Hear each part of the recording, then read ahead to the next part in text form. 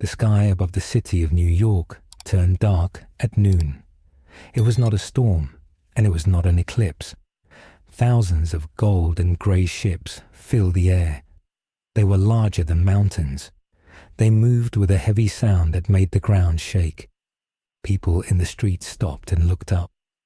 They were used to seeing people fly. They were used to heroes in capes. But they had never seen anything like this. This was the light of 1,000 suns reflected on cold metal. The Emperor of Mankind had found this world. He sat on a throne inside the largest ship. He looked down at the planet. He did not see a world of heroes. He saw a world of mistakes. He saw men and women who called themselves gods because of a chemical in their blood. To the Emperor, this was a crime. He had spent centuries trying to make humans better. He knew how hard it was to change a person safely. He saw the company called Vought. He saw their logos on every building. He saw the statues of the Seven. To him, these were not heroes. They were mutants. They were dangerous and they were messy. The gold ships opened their hangar doors. Long metal pods began to drop from the sky like fire. They hit the ground with the force of bombs. Dust and glass flew into the air. People screamed and ran away. From the smoke walked the Space Marines. They were giants in heavy armor. They did not speak to the crowds. They did not wave for the cameras. They held large guns and long swords. They stood in a line and waited for a command. High above them, the Emperor stood up from his throne. He felt the power of the people on this planet. He felt their fear. He also felt the ego of the superheroes. He felt one man specifically who thought he was the strongest being in the universe. The Emperor smiled, but it was not a kind smile. It was the smile of a judge. He knew that this world was sick. It was a place where people worshipped actors and monsters. He would not allow it to stay this way. The gold light from his eyes could be seen from the ground. It was brighter than any laser. The heroes of this world gathered in their tall tower. They looked out the windows with shaking hands. They had fought villains before. They had fought monsters. But they had never fought the truth. The Emperor sent a message to every screen on the planet. He did not use a satellite. He used his mind. His voice was like a hammer hitting an anvil. He told them that their time was over. He told them that they were not special. He told them that the galaxy belonged to humanity and not to those who pretended to be more than human. The first superhero tried to fly up to the ships. He was fast and strong. He was the pride of the world. A single shot from a ship turret hit him. There was no struggle. There was only a flash of light, and then he was gone. The people watching from below went silent. Their gods were dying in seconds. This was not a war yet. This was an execution.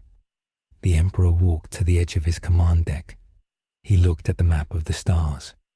This world was a small speck of dirt, but it was a speck of dirt that had forgotten its place.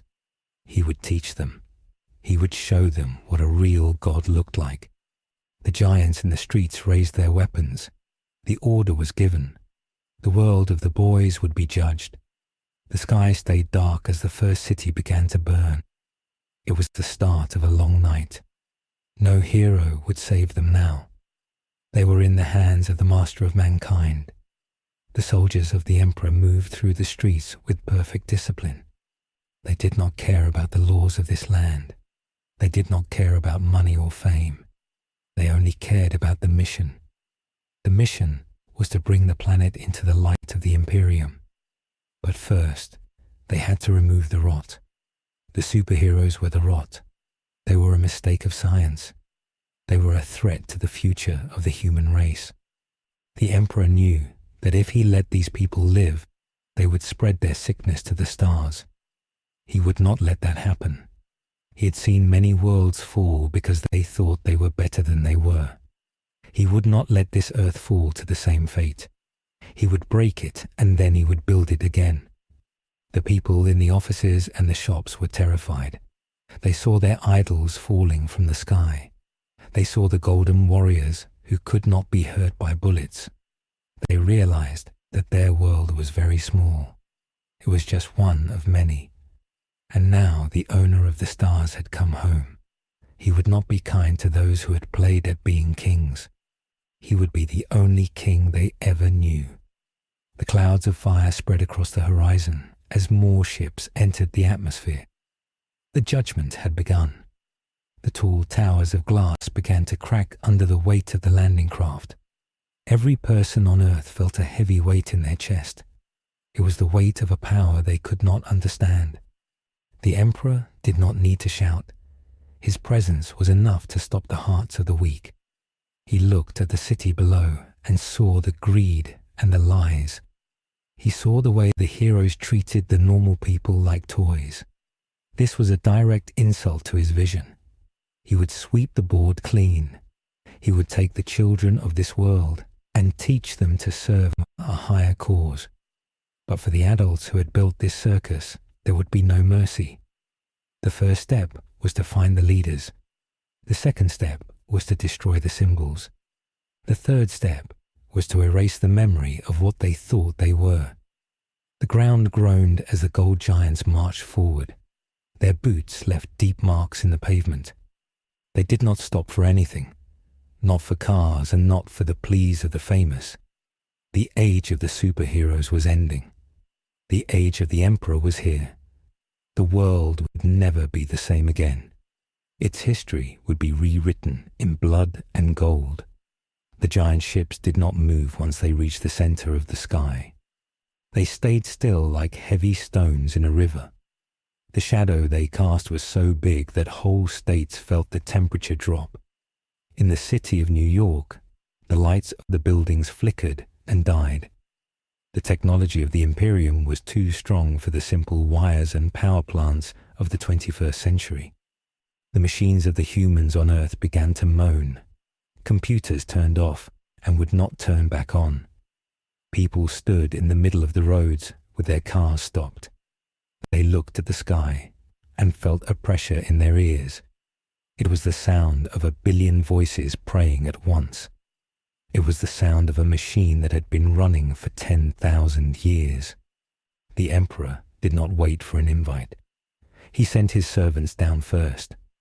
These were the tech priests of the Adeptus Mechanicus. They landed in large metal boxes that looked like spiders. When the doors opened, the air smelled like old grease and burning incense. The priests did not have faces made of skin. They had lenses that glowed red and metal tubes where their mouths should be. They did not look at the people. They looked at the machines. They walked to the nearest cell phone towers and began to wrap them in red cloth. They spoke to the machines in a language made of clicks and static. They were looking for the history of the world. They wanted to know why this Earth was so different from the others they had found. They found the internet, and it was like a dirty pond to them. They saw the movies of the heroes. They saw the commercials for drinks sold by men with capes. The tech priests did not think it was funny. They thought it was a waste of holy energy. They sent the data back up to the gold ships. High above the Emperor sat on a chair that was also a computer. He felt the data flowing into his mind. He saw the life of a man named Homelander. He saw the man fly through walls and save people for the cameras. He also saw what the man did when the cameras were off. He saw the cruelty and the pride. The Emperor did not feel anger because anger was for small men. He felt a deep sense of order. He knew what had to be done. He called his generals to him. They were the Legio Custodes. They were taller than the Space Marines, and their armor was made of gold that never scratched. They carried spears that could cut through tanks. The Emperor told them to go to the Tower of Vought. He told them to find the men who made the heroes. He wanted the secret of the chemical. He wanted to know how a simple human could be changed into a monster without the proper rituals. On the ground, the police tried to stop the red-muffled priests. They held up their handguns and yelled for the priest to move back. The priest did not even look at them. A police officer fired his gun at a metal priest. The bullet hit the metal skin and bounced off. The priest turned his head. A small laser eye scanned the officer. The priest did not fire back. He simply pushed a button on his arm. A sound wave hit the police officers and made them fall to their knees. Their ears bled and their guns melted in their hands. The message was clear. The laws of man did not matter anymore. Only the law of the Emperor mattered. At the top of the Vought Tower, the leaders were in a panic. Stan Edgar sat at his large desk. He was a man who was never scared. He had controlled the strongest people in the world for years, but now he looked out his window and saw a ship that was longer than Manhattan. He tried to call the President of the United States. The phone was dead. He tried to call the army. The radio was only playing a slow, heavy drum beat. He looked at the 7 who stood in the room with him. Homelander was pacing back and forth. His eyes were glowing red. He wanted to fly up and punch the ship. Queen Maeve was sitting on a couch with a drink in her hand. She looked tired. A-Train was shaking so hard his feet were making the floor vibrate. The Deep was looking at the ocean and crying because the water was full of giant metal anchors. Stan Edgar told them to stay calm. He said this was just a negotiation. He said everyone has a price. He thought he could buy the men in the gold ships. He thought he could give them money or power. He did not understand that the men in the ships already owned the galaxy. Suddenly, the roof of the tower did not break. It dissolved. A golden light came down and turned the ceiling into dust. 5 giants in gold armor floated down. They did not have wings. They had small jets on their backs that moved with perfect grace. They landed on the expensive carpet. Each one was 9 feet tall. They stood in a circle around the heroes. Homelander stepped forward. He put on his fake smile. He asked who was in charge. He told them they were trespassing on private property. One of the gold giants stepped forward. He did not take off his helmet. His voice sounded like 2 mountains grinding together. He said that this world was now under the care of the Master of Mankind. He said that all mutants must be identified for the safety of the species. Homelander laughed. He said he was not a mutant. He said he was a god. He moved fast. To a normal person, he was just a blur. He tried to punch the giant in the chest. The giant did not move. He caught Homelander's fist in one hand. The sound of bones cracking filled the room. Homelander screamed. It was a sound he had never made before.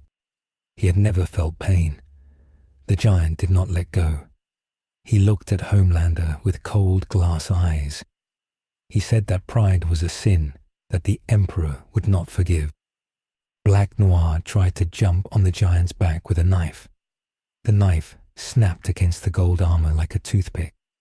Another giant raised his spear and fired a bolt of blue energy.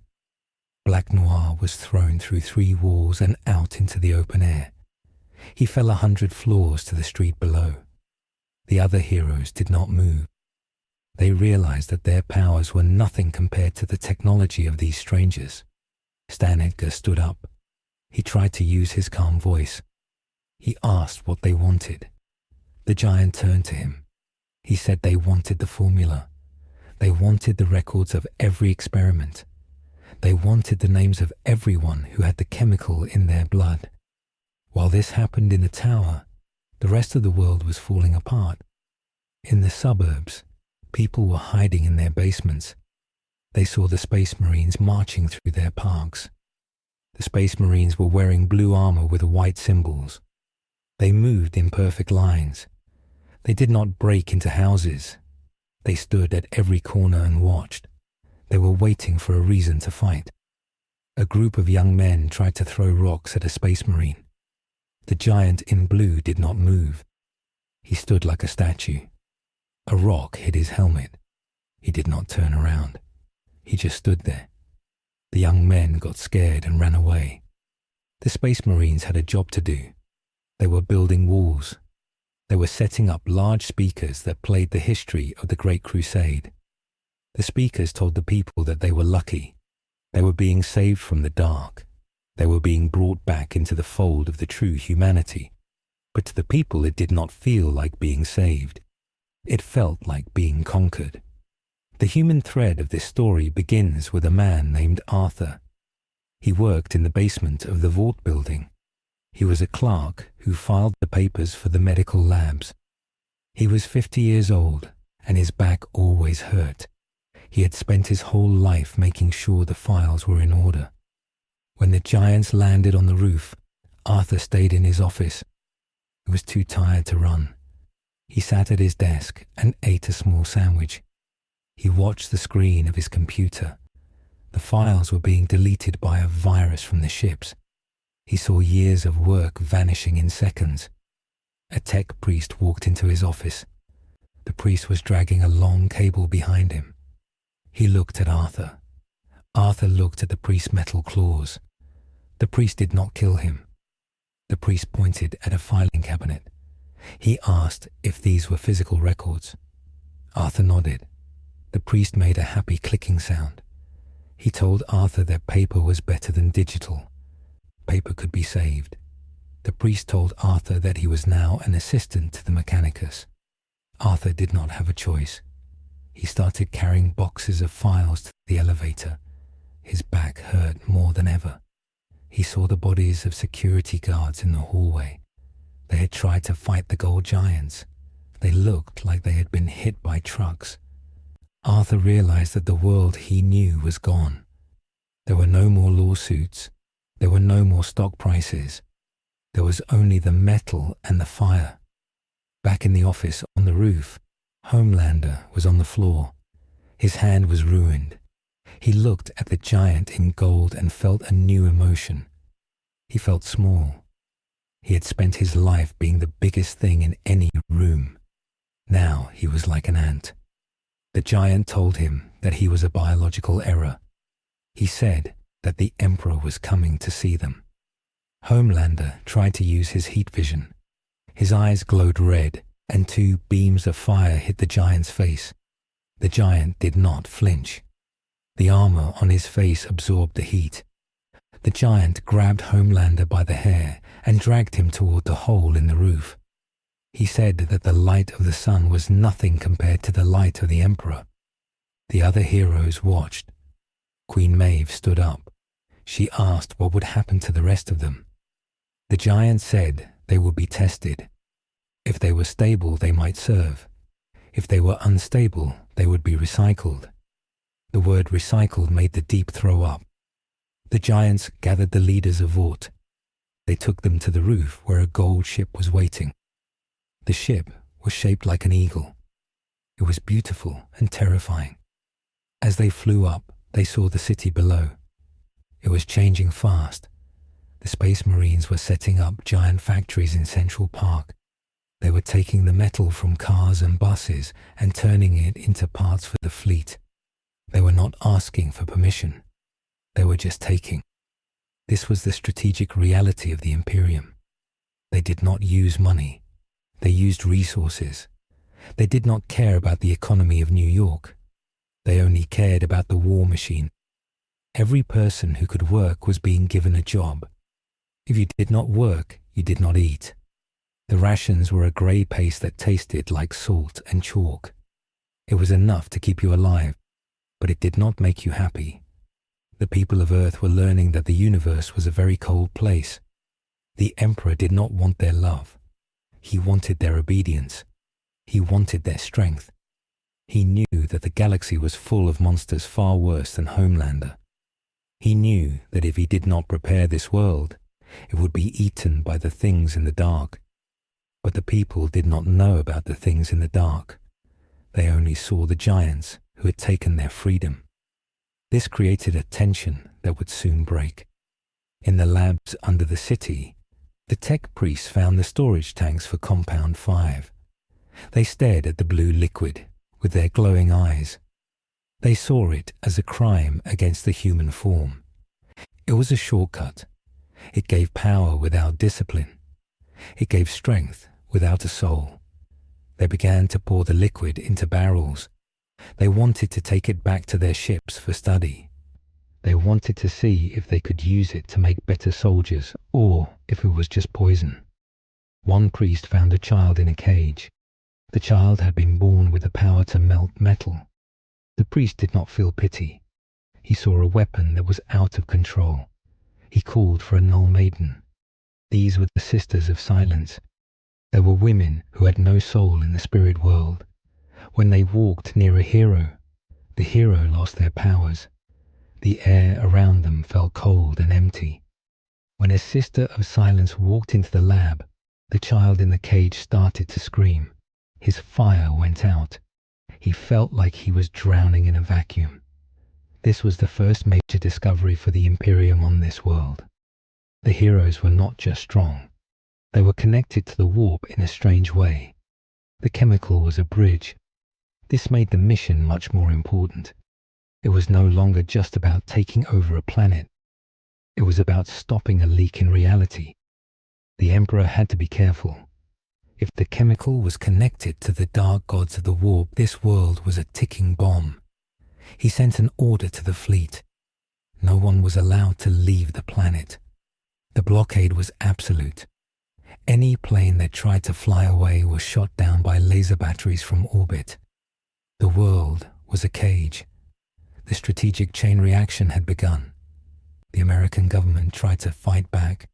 They sent their fighter jets into the sky. The pilots were brave. They flew their planes at the giant gold ships. They fired their missiles. The missiles hit the energy shields of the ships and exploded with no effect. The ships did not even fire back at first. They simply ignored the jets. It was like a bug hitting a windshield. When the jets did not stop, the ships released flocks of smaller drones. These drones were faster than any jet. They did not use pilots. They used the brains of dead soldiers who had been turned into machines. The drones tore the wings off the jets. They did not kill the pilots if they didn't have to. They wanted the pilots to land and join the new army. This showed the cold logic of the Imperium. They did not waste life if it could be used, but they did not value life if it was in the way. The military bases around the country were surrounded by Space Marines within 24 hours. The generals were told to surrender their weapons. Some did, some did not. Those who did not saw their walls crushed by tanks the size of houses. Those who did saw their soldiers being put into groups. They were told they would be the new planetary defense force. They would be trained to fight things that were not human. This was the first real catastrophe for the culture of Earth. The idea of nations was dying. There was no more USA. There was no more China. There was only the human world and its master. The media tried to report on it, but the news anchors were replaced by men in grey robes. These men read lists of new laws. They told the people when to sleep and when to wake up. They told them that the superheroes were being held for trial. This was a lie. There would be no trial. There would only be the Emperor's judgment. The human thread continued with Arthur the clerk. He was now working 16 hours a day. He was tired and his shoes were falling apart. He saw the way the tech priests treated the other clerks.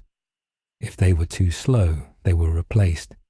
He saw a woman he had known for 10 years get dragged away because she could not stop crying. He realized that the new world did not have room for tears. He started to work harder. He stopped thinking about the past. He only thought about the files. He became a small part of the machine. This was what the Imperium did to people. It took away their personality and gave them a purpose. For Arthur, the purpose was survival. He missed his cat. He missed his television. But he was still breathing, and that was more than many others could say. The inflection point came when the Emperor finally landed in Washington, D.C. He did not come in a ship. He walked through a portal of gold light in front of the White House. He was so bright that people could not look at him without their eyes hurting. He was wearing his armor and his red cloak. He looked like a statue of a god come to life. The president came out to meet him. The president was shaking. He had a speech prepared. He wanted to talk about democracy and human rights. The emperor raised his hand. The president went silent. He could not speak. He could not even move his tongue. The emperor spoke into the minds of everyone in the city. He told them that he had seen their world. He had seen their movies and their wars. He had seen their fake gods. He said that this world was a nursery that had grown too old. He said the time for games was over. He walked into the White House and the walls seemed to bow to him. He sat in the Oval Office and ordered the world leaders to be brought to him. He was going to explain the reality of the galaxy. He was going to tell them about the Orks and the Elder and the things that lived in the warp. He was going to show them why they needed him. This was the moral fracture. The people realized that their leaders were nothing. Their history was a tiny chapter in a very long and bloody book. The scale of the Imperium was too big for them to understand. It made their lives feel meaningless. This was the first stage of compliance. First comes the fear. Then comes the realization. Then comes the obedience. The emperor stayed in the White House for 3 days. During that time, the world changed more than it had in 1,000 years. The superheroes were gathered in a camp in the desert. They were wearing collars that stopped their powers.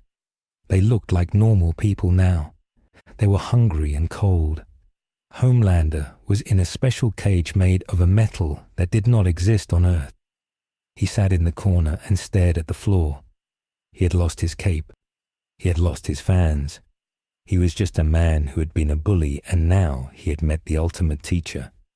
He thought about trying to escape, but he knew it was impossible. He could feel the Emperor's mind watching him. It was like a giant eye that never closed. The strategic chain reaction was now moving to the second phase. The Imperium was starting to rebuild the industry of Earth. They were digging deep holes in the ground to find minerals. They were closing down stores and opening up training camps. The people were being told that they were soldiers now. Every man and woman was a part of the war effort. The children were being taken to schools where they learned the history of the Emperor. They were taught that the superheroes were monsters who had been defeated by the light. The memory of the old world was being erased. This was the cost of security. You were safe from the aliens, but you were no longer yours. You belonged to the throne. The tech priests were happy. They had found the records of the Vought labs. They had found the genetic codes. They saw that the chemical was based on ancient science that had been forgotten. They began to clean it. They wanted to see if they could make it better. They wanted to remove the ego and the madness. They wanted to make a soldier who was strong, but also loyal. This was the danger of the situation. The Imperium never threw away a weapon. They just tried to fix it. If they could fix Compound V, they would have a new kind of army. But the Emperor was not sure. He knew that the warp was always looking for a way in. He knew that the chemical was a door. He had to decide if he should close the door forever or if he should stand guard over it. This was the small choice that would lead to a massive outcome. If he kept the chemical, he might save the galaxy. If he kept it, he might also destroy it. The air on Earth began to change. The factories were pumping out thick smoke. The water was turning grey. The beauty of the planet was being traded for the strength of the forge. The people did not complain because they were too tired. They stood in lines for their rations. They watched the giants march by.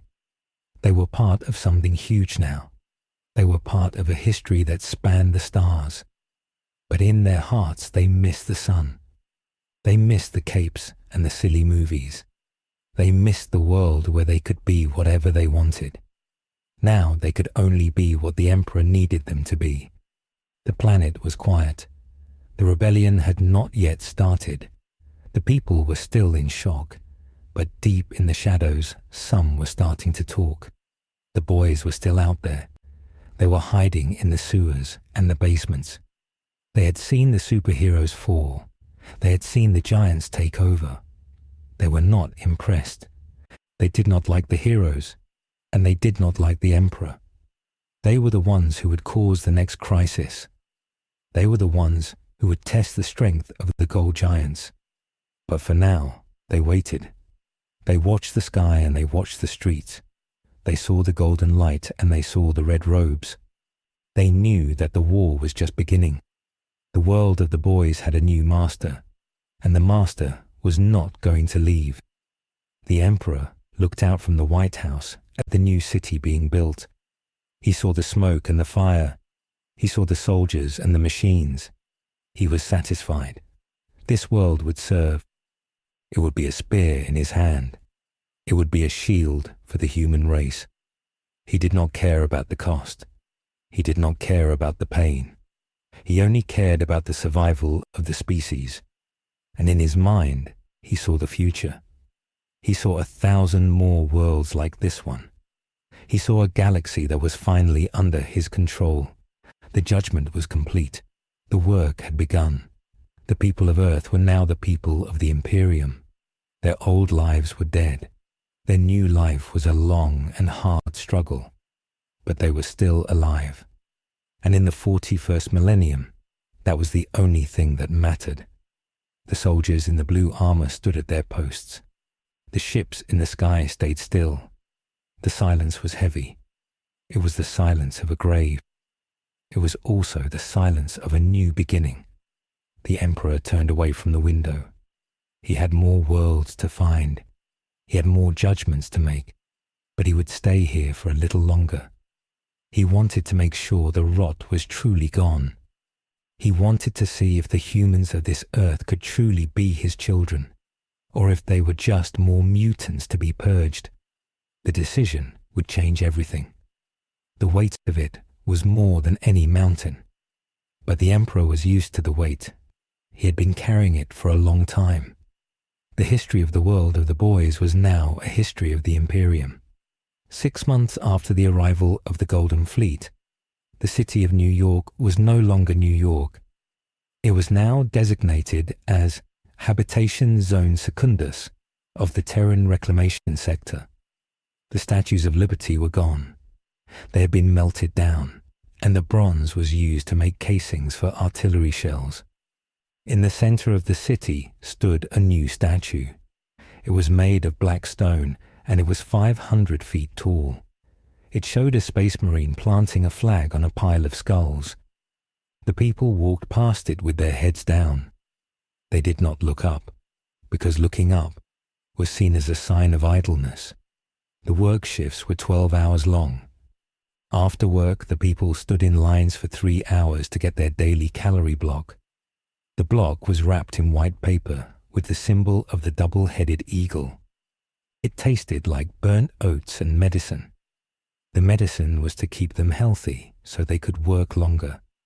There were no sick days in the Imperium. If you were sick, you went to the Mediskai station. If they could fix you quickly, they did. If they could not fix you quickly, you were moved to the protein reclamation facility. This was the new truth. Life was a resource and the Emperor spent it carefully. The schools were closed. The children were sent to the Schola Progenium intake centers. There they learned High Gothic. They learned that the Emperor protected them from the nightmares of the stars. They learned that their parents had been living in sin because they tolerated the existence of mutants. The mutants were the superheroes.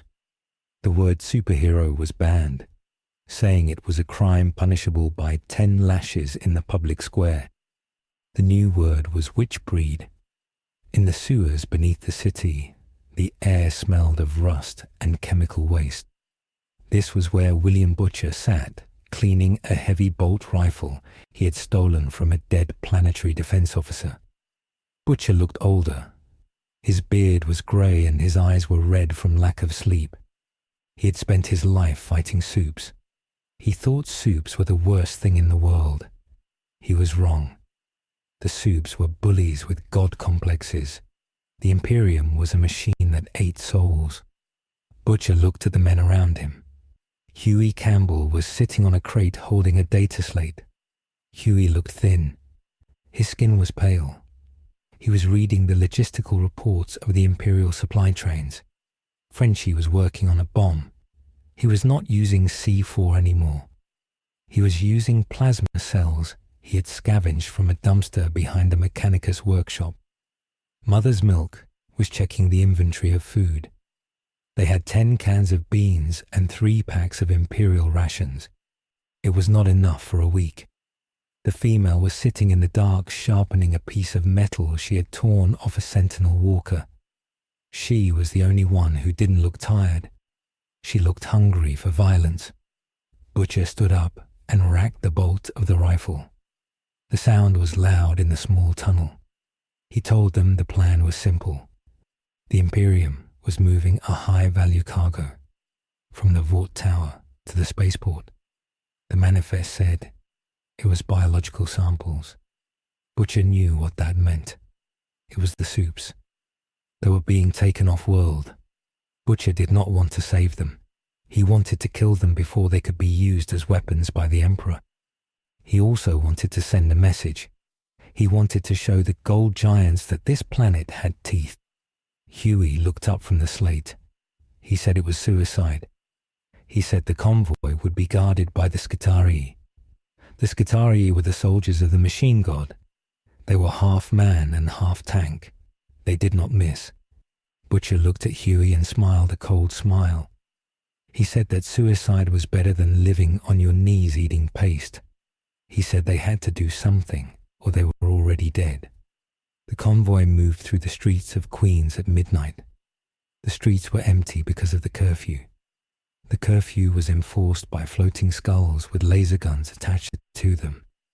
They were called servo skulls. They scanned every window and every alley. The convoy consisted of 3 large armored trucks. They floated on anti-gravity cushions. They made a low humming sound. In front of the trucks walked a phalanx of Skitarii rangers. They wore red robes and had metal legs. Their eyes glowed blue in the dark. They held long galvanic rifles that could punch a hole through a tank. Behind the trucks walked a single space marine. He was from the Imperial Fist chapter. His armor was yellow and he carried a heavy bolter. He was 10 feet tall and he walked with a heavy thud that shook the pavement. He was scanning the buildings with his helmet sensors. He was looking for heat signatures. He was looking for heartbeats. The boys were hiding in a ruined storefront on the 2nd floor. They had covered themselves in thermal blankets to hide their heat. Frenchie had set the charges under the road. He held the detonator in his shaking hand. He looked at Butcher. Butcher nodded. Frenchie pressed the button. The explosion was not like a movie explosion. It was a sharp crack that shattered every window for 6 blocks. The road erupted upwards. The anti-gravity trucks were thrown into the air. One of them crashed into a building and crushed the front lobby. The Skitarii did not scream. They simply turned towards the source of the blast. Their combat protocols activated in a millisecond. They began to fire at the storefront. The galvanic bullets hit the brick walls and turned them into dust. Butcher yelled for everyone to fire. He leaned out the window and fired the bolt rifle. The explosive rounds hit a Skitarii in the chest. The red robe exploded in a cloud of oil and sparks. The metal soldier fell, but he did not make a sound. The female jumped from the window. She landed on the back of a Skitarii and ripped its head off with her bare hands. She was fast, faster than the machine soldiers expected. But then the Space Marine moved. He did not run. He accelerated. He raised his heavy bolter and fired. The sound was like a jackhammer. The shells were the size of soda cans. They hit the building where Hughie was hiding. The wall disintegrated. Hughie fell back, covering his head. He was screaming. The Space Marine walked through the fire of the explosion. He did not care about the shrapnel bouncing off his armor. He was a veteran of 100 wars. He saw the female tearing apart his allies. He aimed and fired a single shot. The bolt shell hit the female in the shoulder. It blew her arm off. She flew back and hit a car. She tried to get up because her healing factor was kicking in, but the wound was cauterized by the heat of the explosive. She screamed in rage. Butcher saw this and felt a cold knot in his stomach. He realized he had miscalculated. The soups were hard to kill, but they were flesh. The Space Marines were walking tanks. The back of the crashed truck blew open. It was not empty. Inside was a stasis pod. The crash had damaged the power supply. The pod hissed and opened. From the steam walked Soldier Boy. He had been frozen in the Vought basement for decades. The Imperium had found him and was shipping him to Mars for dissection. Soldier Boy was confused. He saw the fire and the robots. He saw the yellow giant. He thought he was back in a war. He saw the Space Marine and thought it was a Russian battlesuit. He charged up his chest beam. A glowing red light filled the street. The Space Marine stopped and looked at the glowing man. The Marine's threat assessor marked Soldier Boy as a level alpha psycho threat. The Marine switched his aim. Soldier Boy fired a blast of energy that could melt a tank. The beam hit the Space Marine in the chest. The yellow armor turned black. The Marine took a step back. The heat was intense, but the armor held. It was ceramite, a material designed to survive the heat of stars. The Marine did not fall. He raised his heavy bolter and unleashed a storm of shells. The shells hit Soldier Boy. They exploded against his skin. Soldier Boy was durable. His skin was harder than steel, but the force of the impacts knocked him down. He tried to stand, but another shell hit him in the face. He was dazed. The Space Marine dropped his gun and drew a combat knife the size of a sword. He charged. He slammed into Soldier Boy with the force of a freight train. They crashed through the wall of a bakery. The building collapsed on top of them. Butcher grabbed Hughie and dragged him to the back exit. They had to run. The mission was a disaster. They had not scratched the convoy. They had just annoyed it. As they ran through the alleyways, they heard a sound that made their blood freeze. It was the sound of drop pods. The Imperium was not sending police cars. They were sending reinforcements from orbit. The sky turned red as 5 burning pods streaked down. They slammed into the neighborhood of Queens. The impact shook the ground so hard that Butcher fell over. He looked up and saw the doors of the pods open. More yellow giants walked out. They were not just shooting at the rebels. They were securing the perimeter. Securing the perimeter meant killing anything that moved within a 2-mile radius. This was the Imperial doctrine. If an area is hostile, you sanitize it. The Space Marines began to move house to house. They kicked down doors. They did not ask questions. They fired their bolters into living rooms and bedrooms. They were eliminating potential threats. This was the catastrophe. The boys had started a fight in a populated area. The Imperium did not care about collateral damage. To them, the population of Queens was a resource that had become unstable. The logical action was to cull the unstable elements. Arthur the clerk was sleeping in his small apartment 3 blocks away.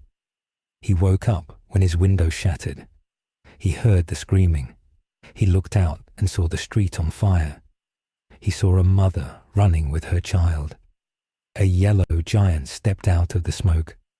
The giant pointed a gauntlet at the woman. A burst of fire from a wrist-mounted flamer engulfed her. Arthur fell back from the window. He was shaking. He did not understand. He had filed the forms. He had done his work. Why were they killing them? He crawled to his bathroom and hid in the tub. He covered his ears. He could hear the heavy footsteps of the giants on the stairs. He heard his neighbor's door get kicked in. He heard the short bark of a bolter, then silence, then footsteps again. They were coming closer. Arthur closed his eyes and prayed to the Emperor. It was the only thing he knew to do. The door to his apartment flew off its hinges. A space marine filled the doorway. His helmet lenses glowed green. He scanned the room. He saw the man in the tub. He scanned Arthur's ID chip from a distance. The computer in the helmet flashed, Essential Workforce Administratum Scribe, Grade 4. The Marine lowered his weapon. He turned and walked away. He did not say a word. Arthur was alive because he was useful. The woman next door was dead because she was not. This was the cold math of the new world. In the ruins of the bakery, the fight was over. Soldier Boy was beaten. His face was a pulp. The Space Marine stood over him. The Marine's armor was scorched and cracked, but he was still functional. He reached down and grabbed Soldier Boy by the neck. He dragged him out of the rubble. The other Space Marines had secured the street. The tech priests arrived to collect the cargo. They looked at the damage and made angry binary sounds. They were not angry about the dead people. They were angry about the damaged truck. The truck was a machine spirit, and it had been hurt. They began to bless the engine with oil while the bodies of the civilians burned around them. Butcher and the team watched from a rooftop a mile away. Hughie was crying. He had seen the massacre. He asked Butcher why they did it. He asked how anyone could be that cruel. Butcher spat blood on the gravel. He said that this was what absolute power looked like. He said that Vought was a joke compared to this. Vought wanted to be loved. The Imperium did not care if you loved them. They only cared if you obeyed. Butcher looked at the burning borough of Queens. He knew that this was his fault. He had poked the beast, and the beast had bitten off a limb. But Butcher did not feel regret. He felt hate, a pure black hate that filled his heart. He swore he would find a way to kill them. He would find a way to kill the Emperor himself. The next morning, the official announcement was broadcast on every screen. A man in a white robe with a gold mask spoke. He said that a terrorist cell of mutant sympathizers had attacked a holy supply convoy. He said that the brave soldiers of the Astartes had neutralized the threat. He said that because the citizens of Queens had harbored these terrorists, the entire district was now declared a penal zone. This meant that the rations were cut in half. The work hours were increased to 16. The electricity would be turned off at night. The message was clear. If you allow rebellion in your street, you will all suffer. The people of New York did not get angry at the Imperium. They got angry at the rebels. They blamed the people who had started the fight. This was the strategic genius of the Imperium. They turned the people against the freedom fighters. They made freedom seem dangerous and obedience seem safe. The inflection point of the story happened inside the Imperial Palace, which was once the White House. The Emperor sat on his throne. A tech priest, Dominus, stood before him. The priest was a tall, hunched figure with mechanical arms coming out of his back. He held a canister of Compound V. He spoke in a voice that sounded like a grinding gear. He told the Emperor that they had analyzed the substance. He said it was not just a chemical. He said it was responsive to psychic energy. He said that when a human took it, their soul became bright in the warp. This attracted the entities of the warp, the demons. The priest said that every superhero was a potential gateway for a demon invasion. The Emperor listened. His face was like stone. He looked at the canister. He had suspected this. This changed the strategic calculation. The people of Earth were not just physically weak. They were spiritually sick. The superheroes were not just mutants. They were heretics of the highest order. They were unknowingly inviting the ruinous powers to feast on the planet. The Emperor stood up. The room darkened. He issued a new decree. He declared that the classification of Earth was to be changed. It was no longer a civilized world. It was now a feral world under inquisitorial review. This change in classification had immediate effects. The bureaucracy shifted gears. New ships arrived in orbit. These were the black ships of the Inquisition. They were covered in Gothic spires and gargoyles. They broadcast a signal of constant low-level static that made people feel nauseous. The Inquisition landed in the major cities. They were not soldiers. They were hunters. They wore long leather coats and wide-brimmed hats. They carried torture devices on their belts. Their job was to root out the corruption. They began to go door to door. They tested people for the latent gene that reacted to Compound V. If you had the gene, you were taken. It did not matter if you had never taken the drug. It was in your blood. Families were torn apart. Fathers watched their daughters get dragged into black vans. They screamed and begged, but the inquisitors did not listen. They quoted the scripture. Innocence proves nothing. Burn the witch. The scale of the suffering increased tenfold. The previous months had been hard, but they had been orderly. Now the order was replaced by a holy terror. Butcher and his team were forced deeper underground. They could not stay in the city. The sensors were too good. They moved to the old subway tunnels that had been abandoned for a century. They lived in the dark, eating rats and moldy bread. They were desperate. They needed a win. They needed to show the world that the Imperium could bleed. Frenchie came up with a theory. He said that the Space Marines were biologically enhanced just like the Supes. He said that maybe a modified version of the supervirus they had been working on before the invasion could hurt them. It was a long shot. It required equipment they did not have. But it was a plan. Butcher latched onto it. He decided they needed to raid the medical research station. But this time they would be smarter. They would not use explosives. They would use stealth. The crisis was not just the physical destruction. It was the crushing of hope. The people of Earth realized that there was no going back. The Justice League was not coming. The Avengers were not coming. They were alone in a universe that hated them. The psychological weight caused a wave of suicides. People jumped off buildings. The Imperium responded by putting nets around the buildings, not to save lives, but to prevent the mess on the pavement. Suicide was considered theft of Imperial property. If you killed yourself, your family was punished. Your debt was passed to your children. This law broke the spirit of the resistance more than the guns did. It made death a weapon against your loved ones. In the stasis chambers of the flagship, the Emperor visited the captured heroes. He walked past the frozen forms of the Seven. He stopped in front of Homelander. Homelander was awake inside the ice. His eyes were open. He was screaming silently. The Emperor looked at him with pity. He spoke into Homelander's mind. He told him that he was a victim of bad science.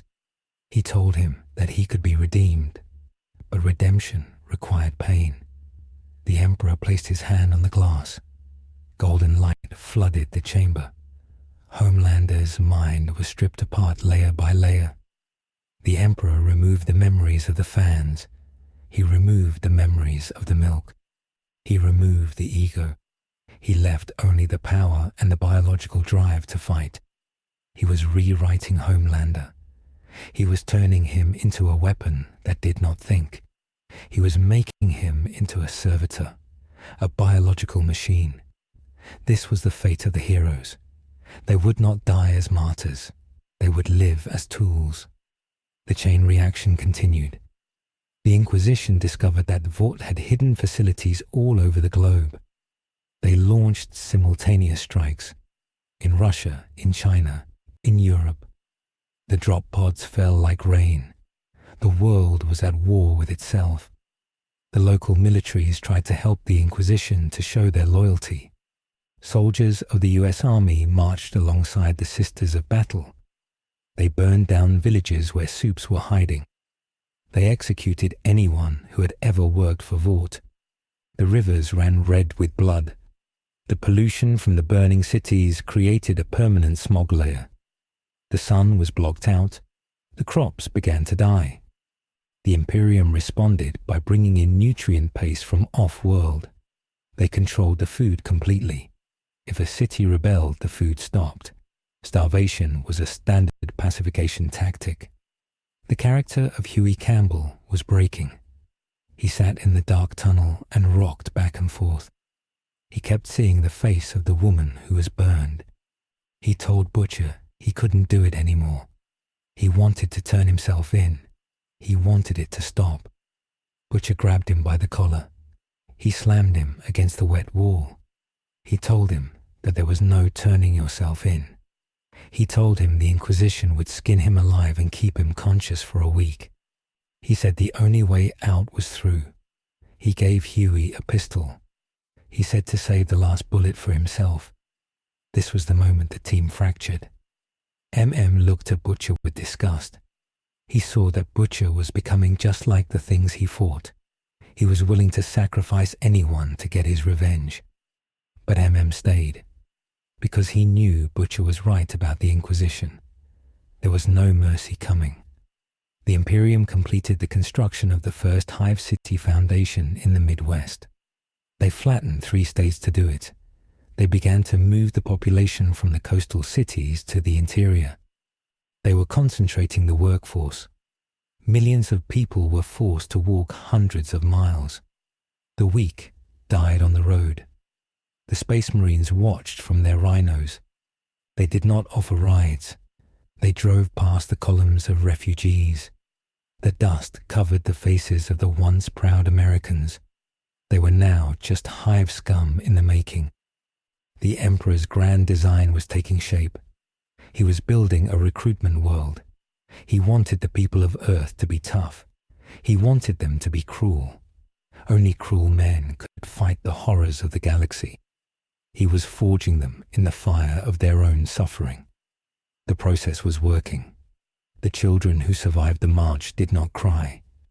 They looked at the Space Marines with awe. They wanted to be strong like the giants. They wanted to hold the bolters. The indoctrination was taking root. The old world was forgotten. The new world was grey and hard and eternal. The catastrophe was complete. The spirit of the 21st century was dead. The spirit of the 41st millennium had been born in its corpse. The transition was absolute. There were no more consumers. There were only servants. And in the dark, the laughter of the Chaos Gods began to echo faintly as they sensed the despair of 8 billion souls. But the Emperor heard them too, and he tightened his grip. He would not let this world fall to chaos. He would burn it to the bedrock first. This was his promise. This was his love. A love that felt exactly like hatred to those who endured it. The symbol of their destruction had become their idol. The transformation was irreversible. The crisis had become the status quo. The nightmare was now home. The Great Migration to the American Midwest was the largest movement of human beings in the history of terror. The Imperium had decided that the coastal cities were too hard to defend and too full of old ideas. They wanted a central hive. They chose the flatlands of Nebraska and Kansas. Millions of people walked on the interstate highways. The cars were gone. They had been taken by the Mechanicus to be melted down. The people carried their lives in bags on their backs. The old and the sick fell by the side of the road. The Space Marines of the Imperial Fist chapter patrolled the roads in their rhino transports. They did not stop to help. Their job was to keep the line moving. If a group stopped for too long, a bolter shell was fired into the air. If they still did not move, the next shell was fired into the crowd. The dust from the dry fields covered everything. It was a brown fog that tasted like dirt. The sun was a pale disk behind the clouds of pollution. The construction of Hive City Primus had begun. It was not built like a human city. It was built like a fortress. The walls were 10 meters thick. The foundations went deep into the crust of the earth. The air scrubbers on the top of the spires were the size of stadiums. The people were not citizens anymore. They were units of labor. They were given numbers tattooed on their arms. The names of the past were being erased. Deep inside the industrial sector of Detroit, the resistance was preparing for a final gamble. The city of Detroit had been claimed by the Adeptus Mechanicus. They liked the old factories. They had turned the auto plants into manufactorums for servitors. Smokestacks belched black fire into the sky continuously. The noise of metal stamping metal never stopped. William Butcher led his team through the sewers under a Ford plant. The water was toxic green. It burned their skin if they touched it. Butcher did not care. He had a map that he had bought from a desperate rogue trader who had landed secretly in the ruins. The map showed a secret lab in the center of the factory. This was where the tech priests were taking the soups they had captured. Butcher wanted to blow it up. He wanted to destroy the supply of Compound V before the Imperium could figure out how to use it. Frenchie carried a backpack full of melter charges. These were bombs that burned hotter than the sun. They could melt through the blast doors of a bunker. Hughie was behind him carrying a heavy stubber gun. Hughie had stopped crying. His eyes were empty. He had seen too much death. He was just a body moving forward. Mother's milk brought up the rear. He was checking the radiation counter. The air in Detroit was thin and poisoned. They reached the service elevator. Frenchie hacked the control panel. He did not use a computer. He used a small device made of wires and a dead rat's brain. It was a piece of tech he had learned to make from watching the Skitarii. The elevator groaned and started to go up. Butcher checked his weapons. He had a chainsaw he had taken from a dead sergeant. It was heavy and the teeth were sharp as razors. He turned the motor on. The sound was a low growl. The elevator doors opened. They were not in a factory floor. They were in a cathedral of science. The ceiling was 100 feet high. Rows of glass tanks stretched as far as the eye could see. Inside the tanks were people, but they were not normal people. They were swollen with muscle. Their skin was covered in metal plates. Tubes were plugged into their heads and spines. The liquid in the tanks was glowing blue. It was Compound V mixed with the holy oils of the Mechanicus. Butcher walked up to a tank. Inside was a man who used to be a hero called Shockwave. He was known for being the fastest runner. Now his legs were gone. They had been replaced by tank treads. His arms were replaced by laser cannons. His eyes were removed and replaced by targeting lenses. He was floating in the blue liquid, asleep. Butcher felt sick. This was what the Imperium did. They did not just kill you, they used you. They took everything that made you a person and threw it away. They kept the meat and the power. These were the new soldiers the Emperor was building. They were called the Skitarii. They were faster than a normal human and stronger than a cyborg. They were an abomination. Frenchie started to place the charges on the main power conduits. He worked fast. His hands were sweating. He knew that if they were caught, they would wish they were dead. A red light began to flash on the ceiling. A siren started to wail. It sounded like a church organ played by a madman. They had been seen. The doors at the end of the hall slammed open. A squad of Skitarii Rangers marched in. But these were different. They were big. Their armor was blue and gold. They moved with a blur of speed that was impossible for a machine. These were the prototypes. They raised their rifles. Butcher yelled for cover. The team dove behind a heavy metal workbench. The air filled with green lightning. The galvanic rifles disintegrated the metal table. Butcher revved his chainsword. He knew they could not win a shooting war. He had to close the distance. He jumped over the table and ran at the soldiers. He was screaming a war cry that had no words. It was just hate. One of the V-Scutteries saw him coming. The soldier dropped his rifle and punched Butcher. The punch was so fast Butcher did not see it. It hit him in the chest. Butcher flew backward 20 feet. He hit a glass tank and cracked it. His ribs were broken. He spat blood. The soldier walked towards him. The soldier did not have a face. It had a metal mask with a speaker grill. The speaker said one word: compliance. Butcher tried to stand up. He saw Frenchie throwing a grenade. The grenade exploded in a flash of white heat.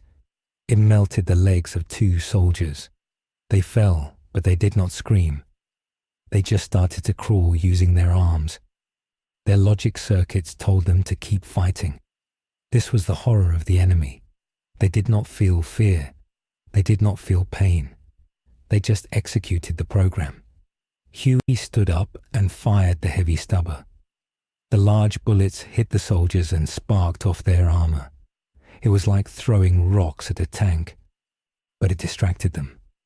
One soldier turned to look at Hughie. That was the mistake. Mother's Milk had flanked them. He used a plasma pistol he had stolen. He fired a ball of blue sun at the soldier's head. The head vanished. The body fell. Butcher laughed. They could bleed. If they could bleed, they could die. But then the floor began to shake. A large door in the back of the room opened slowly. Steam poured out. Something big was coming. The footsteps were heavy and wet. From the steam walked a creature that should not exist.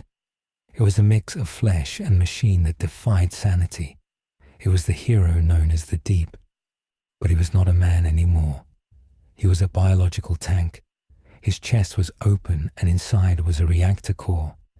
His arms were long tentacles made of steel cables.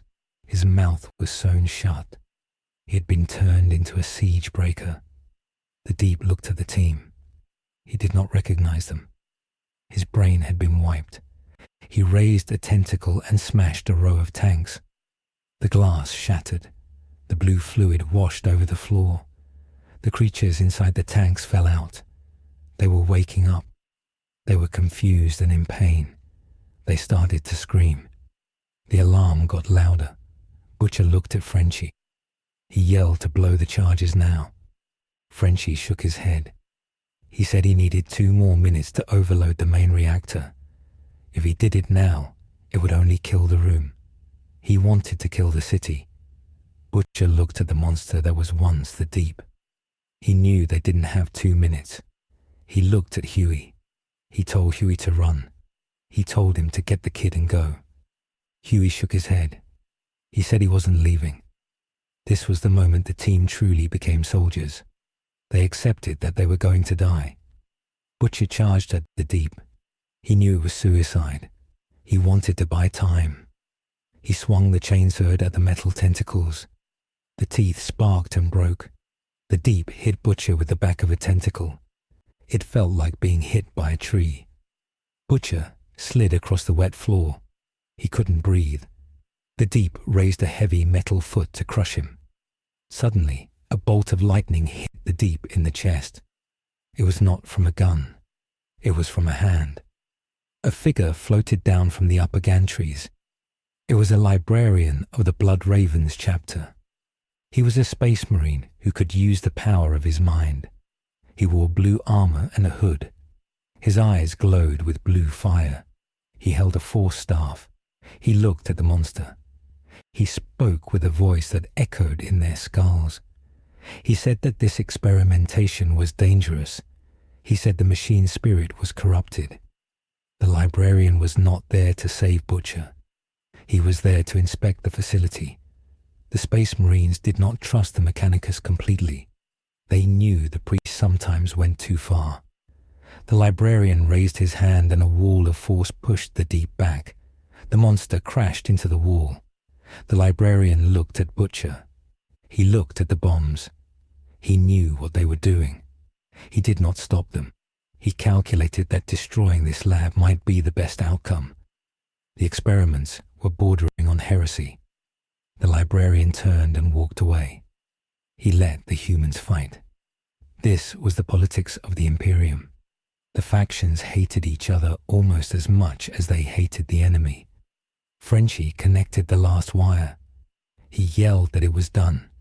He pressed the button. The reactor core turned red. The humming sound went up in pitch until it was a scream. Butcher grabbed his team and they ran for the elevator. They jumped in just as the blast wave hit. The explosion was nuclear in scale. A mushroom cloud rose over Detroit. The factory was gone. The lab was gone. The prototypes were gone. The boys lay on the floor of the elevator as it fell down the shaft. The brakes engaged and they slammed to a stop at the bottom level. They were alive. They had won, or so they thought. The explosion did something worse than destroy a building. It tore a hole in reality.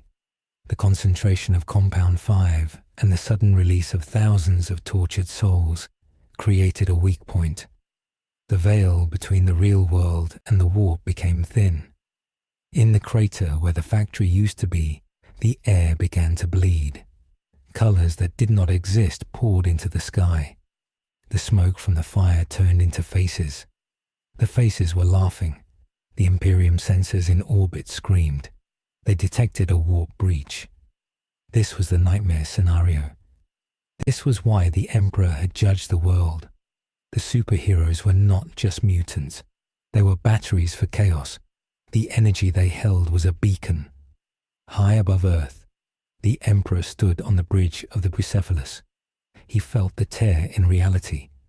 It was like a needle in his eye. He saw the demons pushing against the skin of the world. He knew he had to act fast.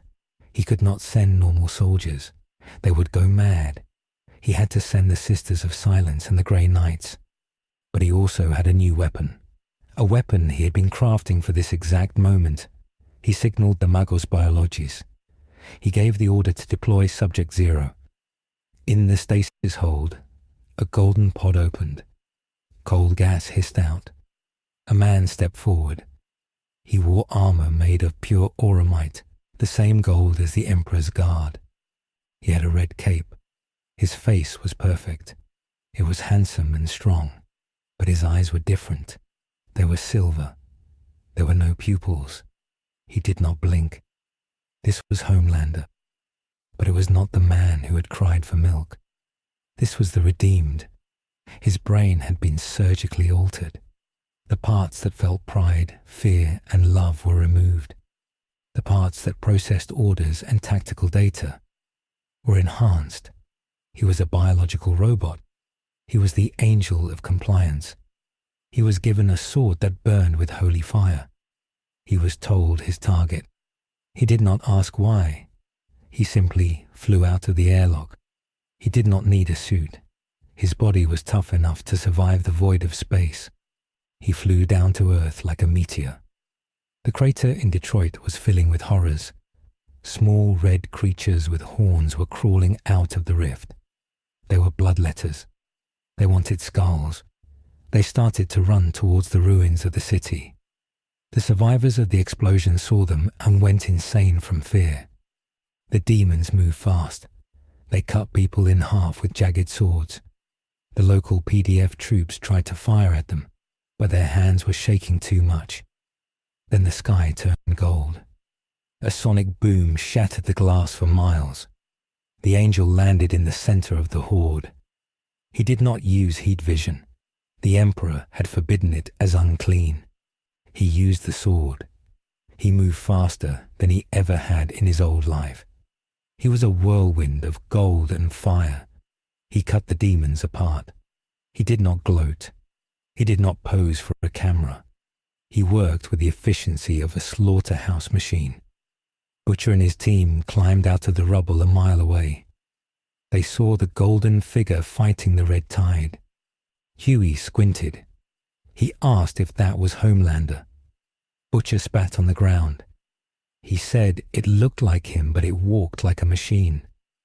They watched as the angel grabbed a large demon by the throat and crushed it. The demon turned to ash. The angel stood in the center of the crater. The rift was closing. The presence of the angel, who was now blessed by the Emperor, was pushing the warp back. The sheer order of his mind was closing the door. This was the strategic chain reaction. The boys had destroyed the lab to stop the Imperium.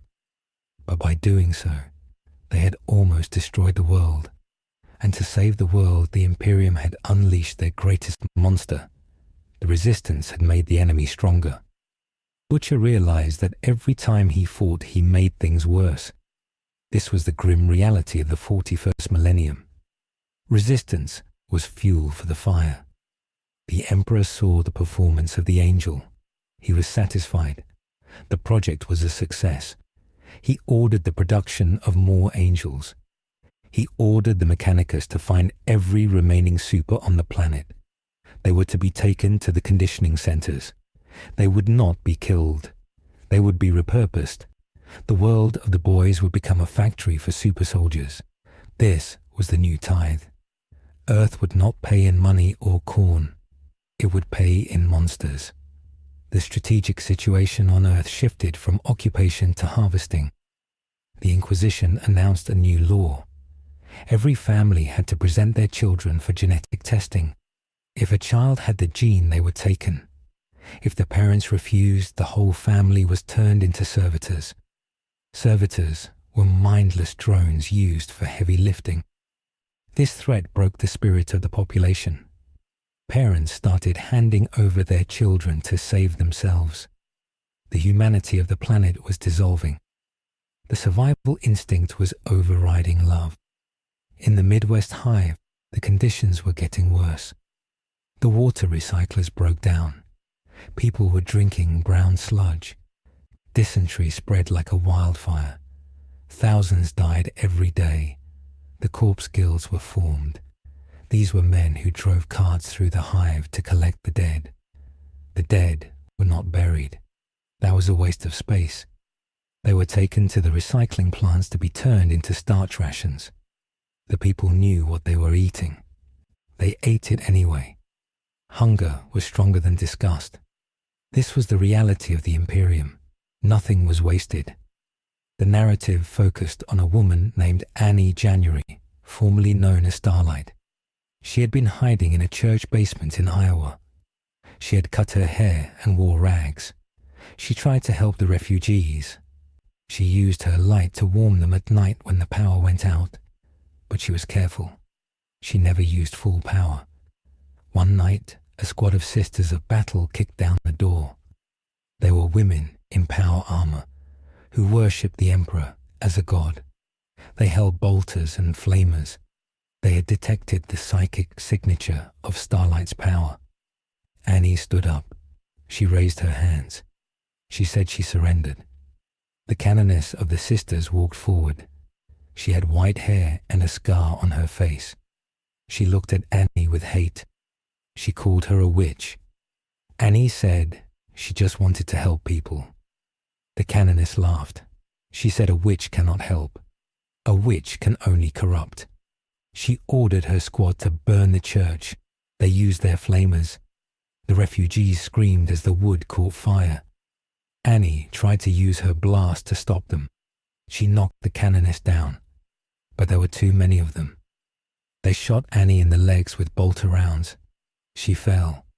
They did not kill her. They put a collar on her neck that shocked her if she moved. They dragged her out of the burning church. The canoness told her that she would serve the Golden Throne. She would be a battery for the Astronomicon. Her light would be used to guide ships in the warp. She would be drained until she was a husk. Annie cried as she was thrown into a cage. She watched the church burn. She watched the people she tried to help die. She realized that being a hero was a sin in this new world. The capture of Starlight was a turning point. The resistance lost its moral center. Butcher was becoming a monster. Hughie was broken. Starlight was gone. The boys were alone. They retreated deeper into the darkness. They started to talk about the unthinkable. They started to talk about Xenos.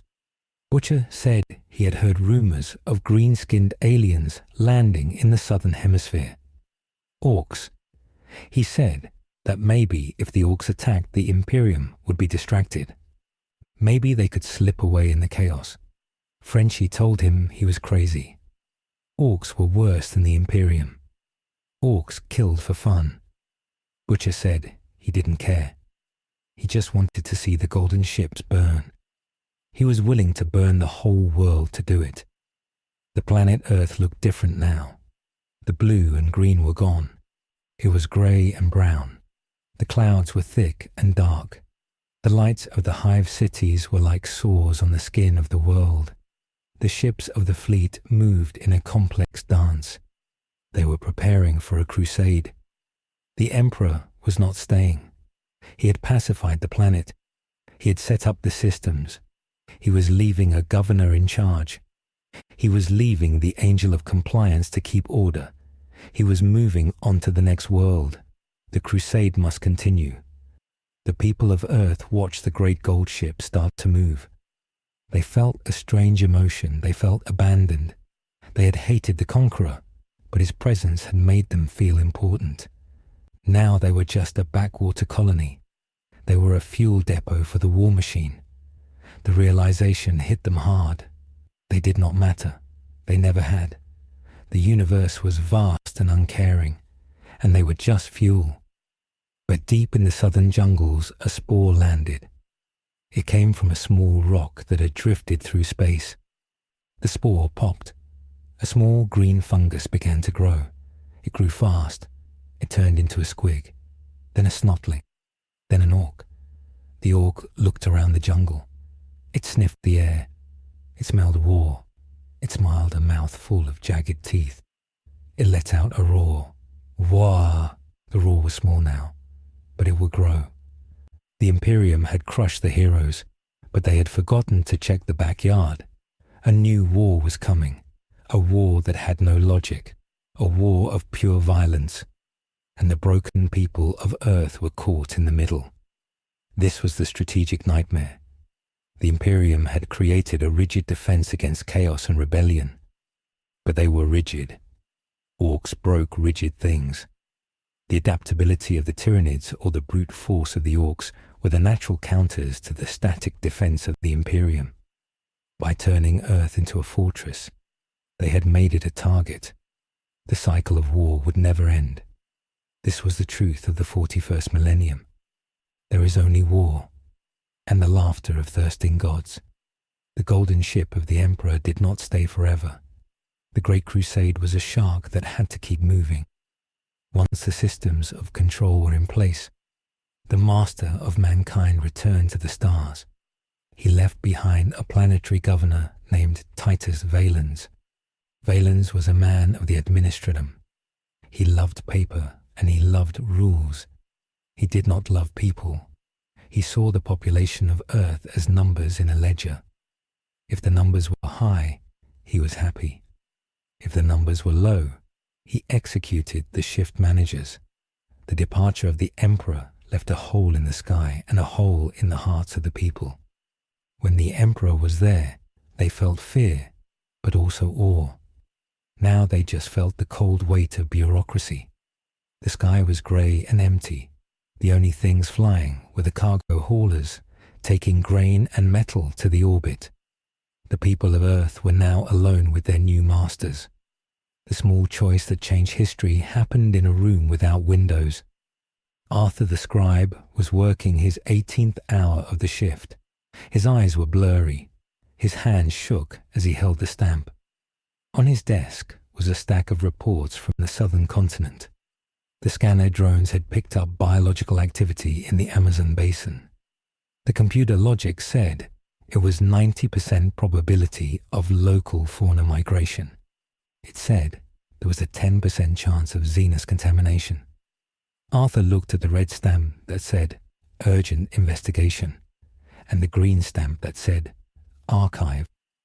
If he used the red stamp, He had to fill out 5 more forms. He had to call a supervisor. He would miss his sleep ration. If he used the green stamp, the report went into a box and he could go to his cot. Arthur looked at the picture attached to the report. It was a blurry image of a green muscle. It looked like a fungus. Arthur thought it was just moss. He pressed the green stamp. He put the paper in the box. He turned off his light and went to sleep. That stamp cost the planet its life. In the deep jungle of the Amazon, the green fungus was not moss. It was the biological footprint of the orc.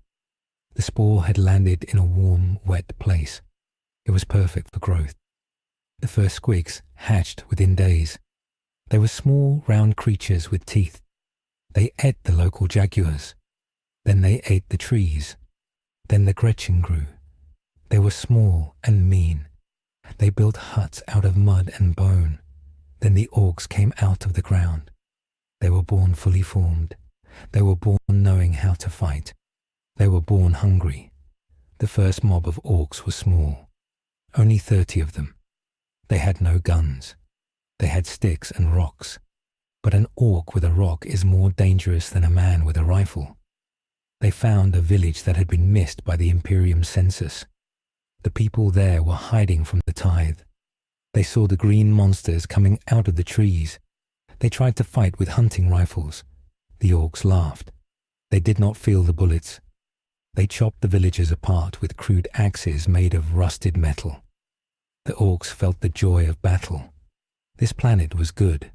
The gravity was good. The food was soft. William Butcher was in the sewers of the Midwest Hive. He was looking at a stolen data slate. He saw the energy fluctuations in the south. He did not know it was orcs. He thought it was a resistance cell. He thought maybe some of the soups had escaped and were fighting back. He made a choice. He decided to help them. He wanted to cause confusion. He wanted to draw the eyes of the Imperium away from his own team. He told Frenchie to hack into the orbital satellite grid. He wanted to loop the sensor feed. He wanted to make the South look quiet. Frenchie warned him. He said that blinding the sensors was dangerous. If something bad was down there, it would grow unchecked. Butcher said he didn't care. He said, let it grow. Let it bite the governor. Frenchie followed the order. He spliced the feed. For 3 weeks, the screens in the governor's palace showed a peaceful jungle. In reality, the jungle was burning. The orcs found the bunker. It was an old Vought research station hidden in the mountains. The Imperium had missed it because it was shielded by lead and rock. The orcs smashed the blast doors. They went inside looking for loot. They found crates of weapons. They found experimental laser rifles and rocket launchers. The mech boys, the orcs who knew machines, started to tinker. They taped the lasers to the rockets. They added more barrels. They made the weapons loud and dangerous. But then they found the vault. Inside were barrels of blue liquid. It was concentrated Compound V. The boss knob of the group smelled it. It smelled like power. He dipped his metal mug into the barrel and drank it. The reaction was instant. The orc's muscles swelled. His skin turned a darker shade of green. His eyes glowed red. He grew 2 feet taller in a minute. He roared and the sound shattered the lights in the bunker. He felt the power of the warp flowing through him. He was not just an orc anymore. He was a super orc. The other orcs saw this. They all started drinking. They fought over the barrels. They drank until the barrels were dry. A new tribe was born, the V-Boys. They were faster than a speeding bullet. They were more powerful than a locomotive. And they were insane with bloodlust. The deception broke when a Thunderhawk gunship flew over the jungle on a routine patrol. The pilot looked down and saw that the trees were gone. In their place was a city of scrap metal and bone. A giant banner made of human skin waved in the wind. It had a crude painting of a red face. The pilot tried to radio base. He was cut off by a beam of red energy that shot up from the ground. It was heat vision, but it was not from a human. It was from the boss knob. The Ork had developed laser eyes. The Thunderhawk exploded. The debris rained down on the Ork camp. The Orks cheered. They had shot down a metal bird. Now they wanted to fight the metal men. Governor Valens was eating a dinner of imported grok steak when the alarm sounded. The red lights flashed in his dining room. A servo skull floated in and projected a hologram. It was the real-time feed from the south. The jungle was moving. A green tide was marching north. Millions of Orks, and they were flying. Some of them were levitating. Some of them were running at the speed of sound. Valens dropped his fork. He did not understand. Orks were brutes. They used rusty trucks. These Orks were using their bodies like missiles. He realized the mistake. The Imperium had left the Vought chemicals alone too long. The Xenos had adapted. Valens screamed for his generals. The Imperial Fist commander was named Captain Lysander. He was a giant in yellow armor. He looked at the map. He did not panic. The Imperial Fists were the masters of siege warfare. He said they would hold a line at the Panama Canal zone. He ordered the construction of a wall. He deployed 3 companies of Space Marines. He deployed 10,000 Skitarii. He deployed the Titan Legion. He thought this would be enough. He was thinking like a tactician of the 41st millennium. He was not thinking like a comic book villain. The Orks hit the line 3 days later. They did not use tactics. They used speed. A mob of V-boys ran across the water. They moved so fast they did not sink. They hit the wall like cannonballs. The ferrocrete shattered. The Space Marines opened fire with bolters. The explosive shells hit the Orks and bounced off. The Compound V had made their skin diamond hard. Captain Lysander watched from his command bunker. He saw a knob punch a hole through a lemon rust tank. He saw an Ork fly into the air and drop a squig that exploded like a mini-nuke. He realized that the standard doctrine would not work. These Xenos were enhanced. He called for the ultimate weapon. He called for the Angel. The Angel was kept in a stasis crypt under the Hive City. The tech priests woke him up. They recited the litanies of activation. The man who was once Homelander opened his silver eyes. He did not speak. He did not ask for approval. He received the target data. Kill the green ones, save the yellow ones. He flew out of the silo. The sonic boom broke windows for 10 miles. He arrived at the battlefront in minutes. He hovered over the battlefield. He looked like a golden god. The Orks stopped fighting. They looked up. They pointed. They laughed. They wanted to fight the shiny man. The Angel flew down. He hit the boss knob at Mach 2. The impact created a crater the size of a stadium. Dust covered everything. The Imperial soldiers cheered. They thought it was over. But from the dust a green hand rose up. It grabbed the Angel by the cape. The boss knob stood up. He was bleeding neon blue blood, but he was smiling. He yelled, "Wah!" and head-butted the Angel. The Angel stumbled back. He had never been hit that hard. Not by a human. Not by a demon. The V-Ork was his equal in strength. The Angel felt a flicker of emotion in his wiped brain. It was confusion. He used his heat vision. The red beams hit the Ork in the face. The Ork's skin burned, but he did not stop. The Ork punched the Angel in the stomach. The golden armor cracked. This was the massive outcome. The invincibility of the Imperial solution was broken. The Angel was not a god. He was just a weapon. And weapons could be broken. The fight between the Angel and the war boss lasted for hours. They destroyed the defensive wall. They destroyed the jungle. They destroyed the mountains. The other Orks watched and cheered. The Wah energy grew stronger. Every punch made the Orks bigger. They were feeding on the conflict. The Space Marines tried to intervene, but they were swept aside by the shockwaves. Captain Lysander realized the planet was lost. He sent a message to the fleet. He requested Exterminatus. He asked them to burn the world to save the sector. But the fleet had moved on. Only a small rearguard was left. They did not have the cyclonic torpedoes needed to crack the crust. They only had firebombs. The admiral in orbit made a choice. He would burn the southern continent. He would turn the Amazon into an ash waste. He hoped the fire would kill the spores. He gave the order. The ships aligned their batteries. The sky turned orange. Pillars of lance fire struck the earth. The jungle evaporated. The ground turned to glass. The fire spread north. It did not stop at the canal. The wind carried the flames. Butcher stood on the roof of a tenement building in the hive. He watched the southern horizon glow like a second sun. He felt the heat on his face. He knew what he had done. He had let the monsters in. He thought it would hurt the governor. Instead, it had doomed the planet. Hughie stood next to him. Hughie was holding a Geiger counter. The radiation from the south was spiking. The smoke was radioactive. Hughie looked at Butcher. He asked if this was the plan.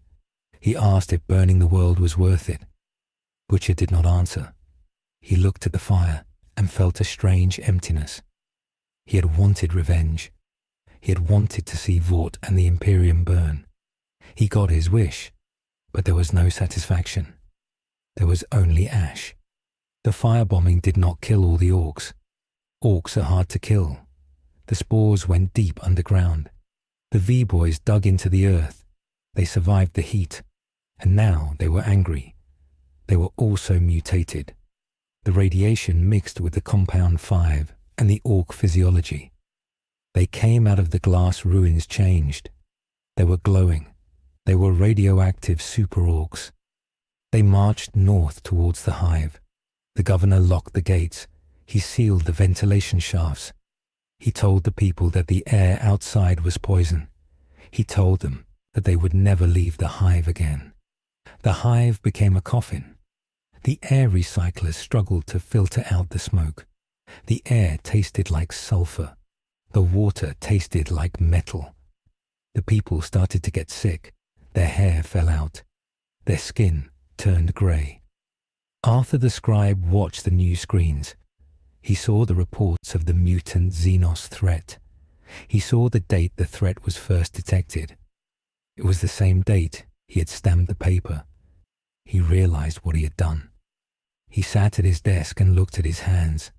His hands had killed billions. He stood up. He walked to the airlock of the office block. He opened the outer door. The toxic air rushed in. He took a deep breath. He fell to the floor, choking. He died in seconds. It was a small death. Nobody noticed. But it was the only justice he could give. The angel returned to the governor's palace. He was damaged. His cape was torn. One eye was broken. He stood before Valens. Valens shouted at him. He asked why the Orks were not dead. The angel stood still. His programming was glitching. The fight had damaged his logic core. He looked at Valens. He saw a small, weak man screaming. A memory from his old life surfaced. A memory of being better. A memory of being a god. The angel's eyes glowed. Valens stopped screaming. He saw the look on the weapon's face. He realized he had made a mistake. He tried to reach for the kill switch. The angel moved too fast. He cut Valens in half with his hand. The angel sat on the governor's throne. He looked at the gold walls. He was confused. He was broken. But he was in charge. The Imperium's perfect weapon had gone rogue. Not fully human, not fully machine. Just a broken god sitting on a stolen chair. This was the strategic nightmare for the Imperium.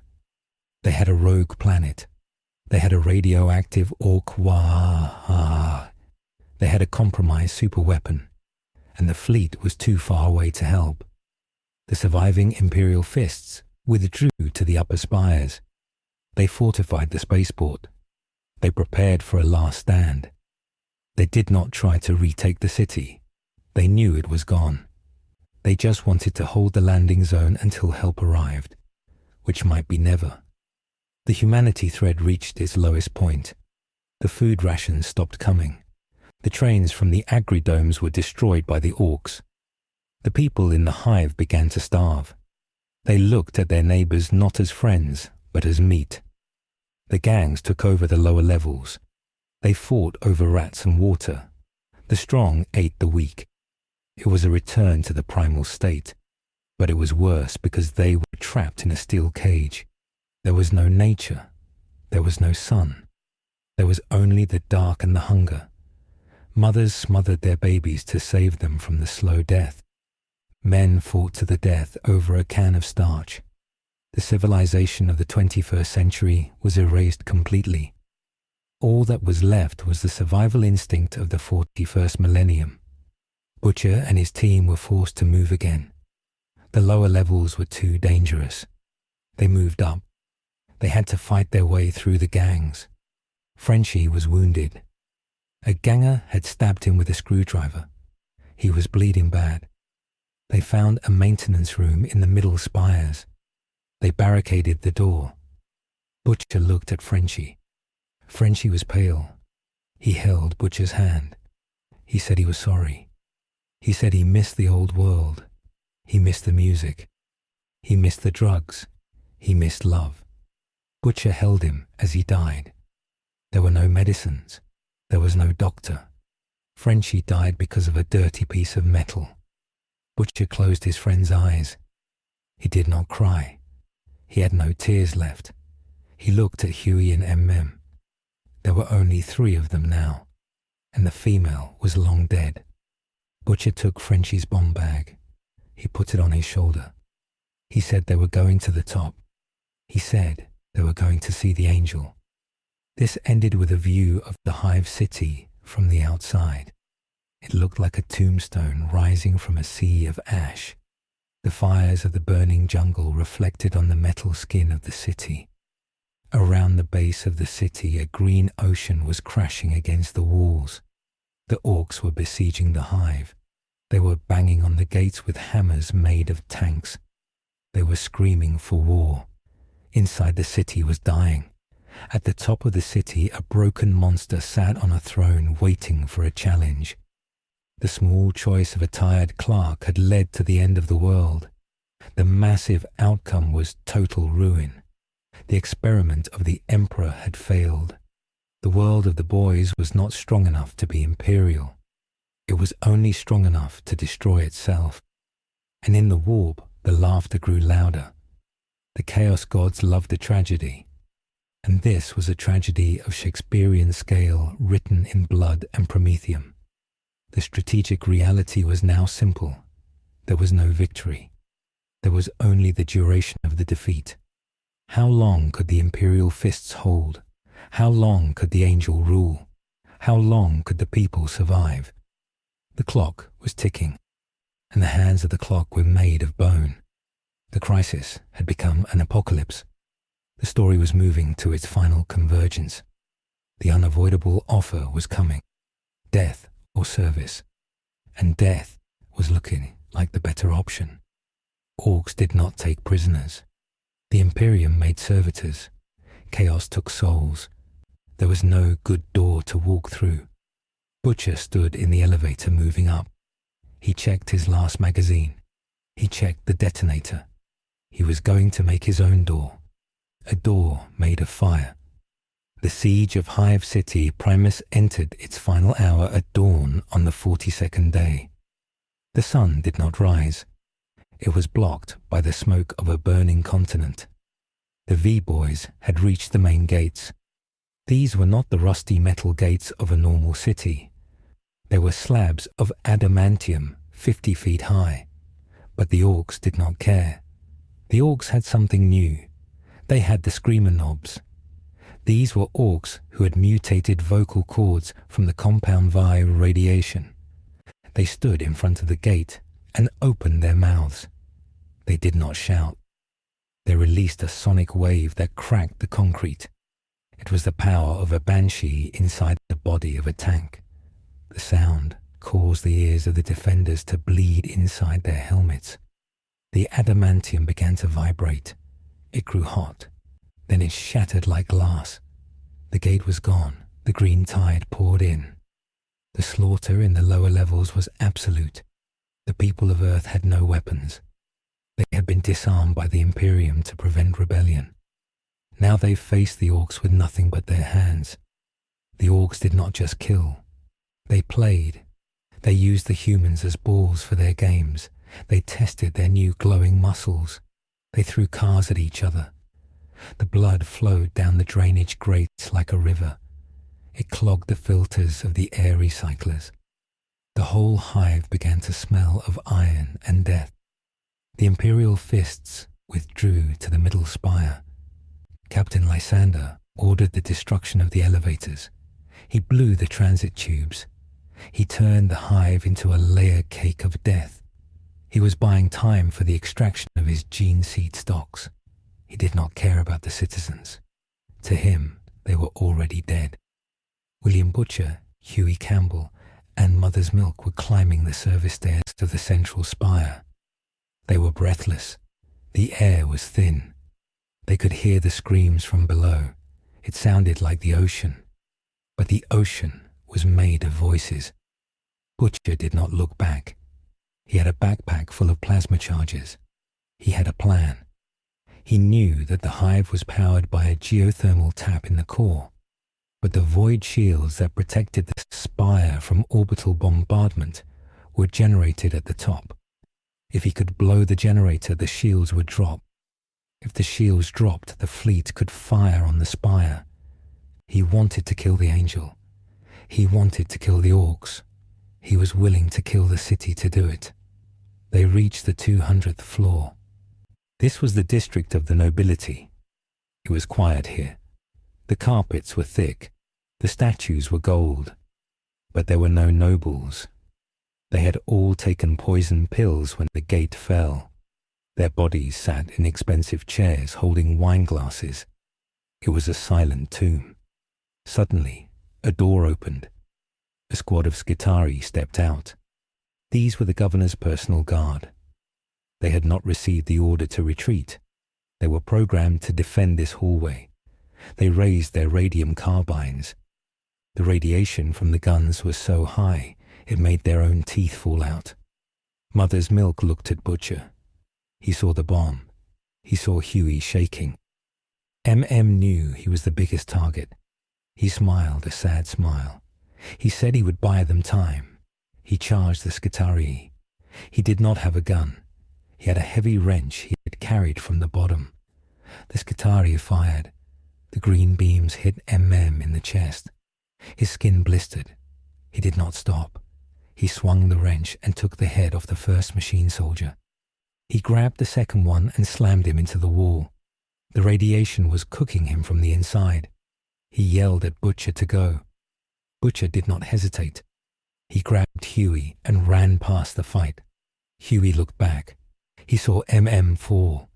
He saw the Skitarii standing over him. Hughie wanted to scream, but he had no breath. Butcher dragged him up the stairs. The door slammed shut. The sound of the fight stopped.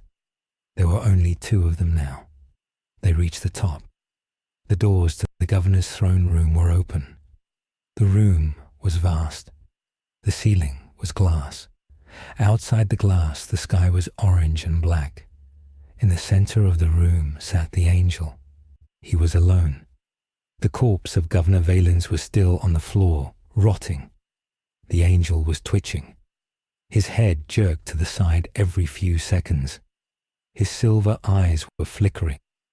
The battle with the war boss had damaged his neural chips.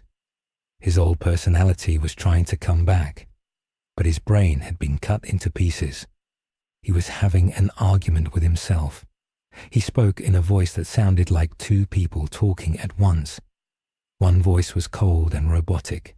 The other was scared and arrogant. Butcher walked into the room. He dropped the bag. He held the detonator. The angel stopped twitching. He looked at Butcher.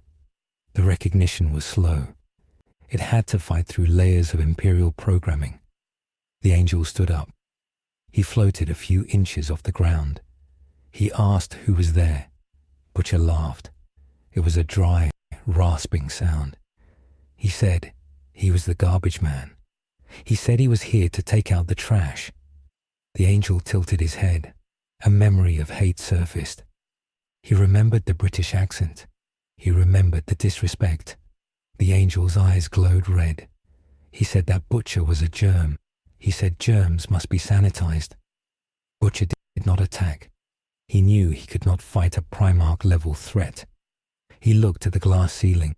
He saw the dark shapes of the Ork storm boys rocketing up the side of the spire. They were coming for the shiny man. Butcher spoke to the angel. He asked him if he remembered his son. He asked him if he remembered being a father. The angel froze. The word son was a logic error. The Imperium had deleted the concept of family, but the biology remembered. The angel grabbed his own head. He screamed. The sound shattered the windows. The glass fell like rain. Through the broken windows flew the Orks. They were the storm boys of the Vought. They had rockets strapped to their backs. They landed on the gold floor. They did not care about Butcher. They wanted the angel. They charged. The angel reacted. His combat protocols took over. He spun around and cut the first Ork in half with his hand. He fired heat beams from his eyes. The Orks burned, but more were coming. They were climbing the walls like spiders. The angel was surrounded. He was fighting a war of attrition in a phone booth. Butcher looked at Hughie. He handed him the detonator. He told Hughie to run to the escape pods. He said there was one private lift that went to the launch bay. Hughie refused. He said he was staying. Butcher punched him in the face. It was a hard punch. Hughie fell down. Butcher told him that someone had to live to tell the story. Someone had to remember that they didn't just die like dogs. They died like men. Butcher pushed Hughie into the service chute. He closed the door. Hughie pounded on the metal, crying. Butcher turned back to the room. The angel was winning the fight, but he was taking damage. An Ork with a power claw ripped a piece of armor off his chest. The angel screamed and punched the Ork's head off. Then he saw Butcher. The Orks were dead. The room was full of green bodies. The angel floated towards Butcher. He was covered in blue blood and black oil. He looked like a demon. He stopped 5 feet away. He looked at the bag of bombs. He knew what it was. His sensors analyzed the explosive potential. He looked at Butcher. The angel spoke. The robotic voice was gone. It was just Homelander. He asked why. He asked why Butcher didn't just give up. He said they were gods. They should have ruled this world. Butcher spat blood on the angel's gold boots. He said that was the problem. There are no gods. There are only cunts with power. And the only cure for a cunt with power is a bomb. Suddenly, the wall of the throne room exploded. A yellow shape crashed through the masonry. It was Captain Lysander of the Imperial Fists. He was wearing Terminator armor. He carried a thunderhammer and a storm shield. He had teleported from the lower levels. He was not there to save Butcher. He was there to kill the rogue asset. He saw the angel. The angel saw him. The two titans collided. The shockwave knocked Butcher to the ground. The hammer hit the angel's face. The sound was like a bell tolling. The angel flew back and hit the throne. The throne crumbled. The angel got up. He was missing an ear. He was smiling. He flew at the Terminator. They fought with a speed that the human eye could not follow. Gold against yellow. It was a battle of myths. Butcher crawled to the bomb. His leg was broken from the shockwave. He dragged himself across the floor. He watched the giants fight. He saw the angel rip the shield arm off the Terminator. He saw Lysander smash the angel's knee with the hammer. They were destroying each other. Butcher reached the bag. He armed the timer. He set it for 0. He looked at the angel one last time. He wanted the angel to see him. He whistled. The angel turned his head. Butcher smiled. He pressed the button. The explosion was shaped by the plasma charges. It did not just blow out. It blew up. It severed the top of the spire from the rest of the hive. The void shield generator was vaporized. The protective bubble around the city flickered and died. The force of the blast threw Butcher's body out into the open air. As he fell, he saw the sky. It was full of ships. He closed his eyes. He had done his job. He had opened the door. High in orbit, the Lord Admiral saw the shield drop. He saw the energy spike of the explosion. He had his orders. The planet was lost. The gene seed had been extracted by the lower squads. The chapter master had given the code. The code was Exterminatus Extremis. The Admiral did not feel sad. He felt efficient. He ordered the fleet to fire. This was not a biological weapon. This was a magma bombardment. Hundreds of macro cannons fired at once. The shells were the size of buildings. They hit the hive city. The first shell hit the spire where the angel and Lysander were fighting. There was no survival. The heat was absolute. The angel, the Terminator, and the remains of the throne room were turned into atoms in a fraction of a second. The second shell hit the base of the hive. The third hit the Ork camp. The bombardment continued for an hour. The crust of the planet cracked. Lava rose up to meet the fire from the sky. The hive city melted. It slumped like wet clay.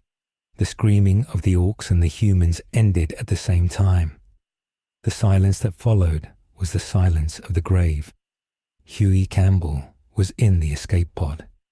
He had launched just before the blast. The pod was small and old. It had no navigation. It drifted in the lower orbit. Hughie looked out the porthole. He watched his world burn. He saw the continents turn into oceans of fire. He saw the oceans boil away into steam. He saw the end of history. He curled up in a ball and waited to die.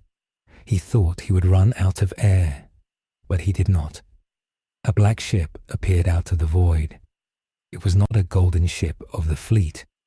It was a ship of the Inquisition. It caught the pod with a tractor beam. It pulled Hughie inside. The airlock opened. Hughie fell out onto the cold metal deck. He was surrounded by men in red robes and black armor. An Inquisitor stepped forward. He wore a wide hat and a mask. He looked at Hughie. He held a scanner. He scanned Hughie's genetic code. He saw the traces of the exposure to Compound V, even though Hughie had never taken it. The proximity was enough. The Inquisitor nodded. This was the unavoidable offer. The Inquisitor spoke. He said that Hughie was a witness to a heresy that could not be recorded. He said that Hughie had two choices. The first choice was to be ejected out of the airlock to join his burning world. The second choice was to serve. The Imperium needed agents who understood the nature of the mutant. They needed acolytes who had seen the horror and survived. The Inquisitor held out a hand. It was a metal hand. He asked if Hughie wanted to live. Hughie looked at the hand. He thought about Butcher. He thought about Starlight. He thought about his dad. He realized that the old Hughie died in the fire. The man who was left was something else. He was cold. He was empty. And he was afraid of the dark. He took the metal hand. He chose to live. He chose to become a part of the machine that had destroyed his home. It was the only way to make the pain stop. The Inquisitor smiled behind his mask. He had acquired a new asset. A broken tool is often the sharpest. The final strategic condition of Earth was set. The planet was designated a dead world. A quarantine beacon was placed in orbit. It warned all ships to stay away. The beacon broadcast a single message in loop. Here lies the folly of the false gods. Let no man tread here. The Orks were burned. The Compound V was destroyed. The heroes were dust. The Imperium had solved the problem of the boys. They had solved it by removing the board. The fleet turned their engines towards the next system. There was always another war. There was always another world to judge. The crusade moved on. The story of the superheroes was over. It was not recorded in the great archives of terror. It was a footnote in a sector report. Minor Xanos incursion suppressed. Planetary asset liquidated. Moral satisfactory. This was the truth of the galaxy. You are not the main character. You are just fuel for the fire. And the fire never goes out. Hughie walked down the dark corridor of the black ship. He did not look back. There was nothing to look back at. There was only the long, dark future. And in the 41st millennium, that was the best you could hope for. The file for the world designated Terra Secundus Vought remained sealed for 300 years. It sat in the deepest data vaults of the Tricorn Palace on Scintilla. The clearance level required to open it was Magenta Ultima. This meant that only the High Lords of the Inquisition or the Fabricator General of Mars could look at it. To the rest of the galaxy, the world never existed. It was just a coordinate in the star maps that was marked as a navigational hazard. The official record stated that the planet was lost to a warp storm. This was a lie. The Imperium runs on lies. They are the grease that keeps the machine moving. In the darkness of the 41st millennium, the truth is often too dangerous to share. Inside the vault, a lone auto-scribe servitor dusted the data slates. The servitor had once been a man, but his mind was wiped centuries ago. He did not know what he was cleaning. He picked up the slate marked Case File 77 Boys. The slate flickered to life for a brief second. It showed a grainy image of a man in a trench coat holding a crowbar. It showed a woman with light coming from her hands. It showed a man with a gold eagle on his shoulder. Then the screen went black. The battery was dead. The history of the resistance was gone. There were no songs sung about William Butcher. There were no statues built for Mother's Milk. They were dust. They were just carbon atoms floating in the orbit of a dead star. The Imperium does not remember rebels. It only remembers martyrs who died for the throne. And Butcher did not die for the throne. He died for revenge. On the holy planet of Mars, a different kind of record was kept. In the biolabs of the Magos Biologis, there was a single stasis jar. Inside was a drop of blue liquid. It was the last sample of Compound V. The tech priests had analyzed it for decades. They had come to a conclusion. The chemical was a heresy of the flesh. It tried to force evolution without the blessing of the machine god. It tried to create power without ritual.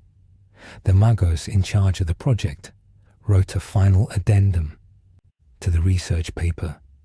He wrote that the human form is sacred. To change it with drugs is an insult to the design of the emperor. He ordered the sample to be incinerated. The jar was thrown into a plasma furnace. The blue liquid hissed as it turned into steam. It screamed a psychic scream that no human could hear. But the sensors picked it up. It was the death cry of a false science. With that fire, the legacy of Vought was truly finished. There would be no more soups. There would only be space marines. The difference was discipline. A space marine is a weapon held by a hand. A soup is a weapon with no master. The Imperium does not tolerate weapons with no master. Far away, in the Segmentum Obscurus, an inquisitorial agent named Campbell lay dying. He was an old man now. His skin was scarred from 100 battles. He had spent 50 years hunting heretics in the underhives of strange worlds. He had burned witches. He had tortured mutants. He had done terrible things in the name of the Emperor. As he lay on the medical slab, The Medici servitor tried to stop the bleeding. Campbell pushed the machine away. He was tired. He closed his eyes. In his final moments, he did not think about the Golden Throne. He did not think about the Inquisition. He thought about a bakery in New York. He thought about the smell of rain on pavement. He thought about a girl with eyes like starlight. He realized that he had forgotten her face. The conditioning of the Inquisition had scrubbed his mind of the soft things. He only remembered the war. A single tear rolled down his cheek. It was the last piece of Hughie left in the universe. Then his heart stopped. The monitor flatlined. The attending acolyte noted the time of death. He took Campbell's rosette and his gun. He ordered the body to be incinerated. There was no funeral. Agent Campbell was just another cog that had broken. He was replaced the next day. The dead world of Earth spun in the silence of the void. The magma had cooled. The surface was now black glass. Nothing grew there. The atmosphere was thin and cold, but deep under the glass in the ruins of what was once a basement, a single piece of plastic survived. It was a toy. It was an action figure of Homelander. It was melted and twisted. It lay in the dark for 1,000 years. Then a piece of the ceiling fell and crushed it. The toy crumbled into powder. The wind blew the powder away. This was the final judgment. The false idols were not just broken. They were erased. The galaxy moved on. The war continued. The Tyranids ate a system in the east. The Necrons woke up in the west. The Eye of Terror expanded. The loss of one feral world meant nothing. The Departamento Munitorum did not even notice the drop in tithes. The ledger was balanced. The account was closed. The Emperor protects, but he does not mourn.